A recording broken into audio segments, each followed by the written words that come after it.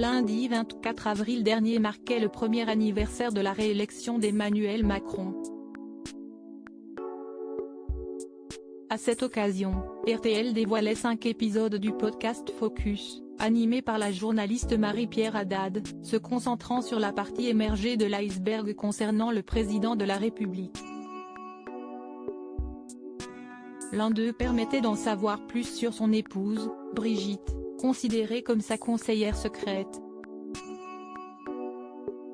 Au micro de nos confrères, en 2019, la première dame avait d'ailleurs confié à Marc-Olivier Fogiel qu'il lui arrivait souvent de dire le fond de sa pensée à son mari, lorsqu'il était question des allocutions préparées par celui-ci.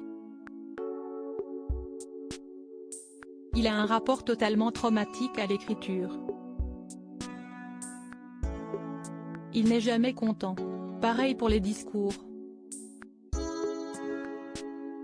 Très souvent, le soir, il les expérimente sur moi, racontait la femme d'Emmanuel Macron, en précisant avoir régulièrement pour commentaire le fait que c'est un peu long.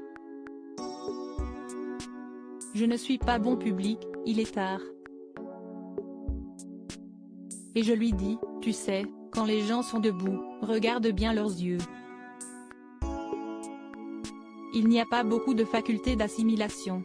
Ils ne sont pas toujours confortablement installés, ils n'ont pas de quoi noter, avait affirmé la première dame, avant de révéler que le lendemain lorsqu'elle entend le discours, il est totalement modifié. Il l'a réécrit pendant la nuit et il le réécrit dans la voiture, quand on y va, ajoutait Brigitte Macron. Supérieure à l'évolution coiffure de Brigitte Macron de son premier jour à l'Élysée à aujourd'hui, de critiques toujours suivies d'excuses. Dans le podcast de RTL, un autre moment a été rapporté, lors duquel l'épouse du président lui reprochait de ne pas mettre de ton.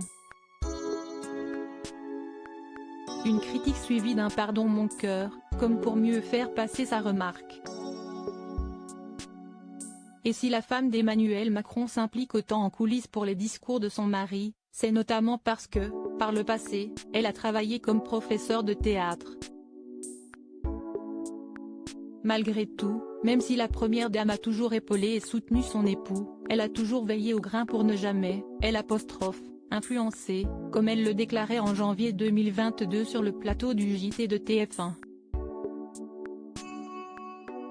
Article écrit avec la collaboration de 6 médias Crédit Photo, Royal Portrait Europe Bernard Rupsamine.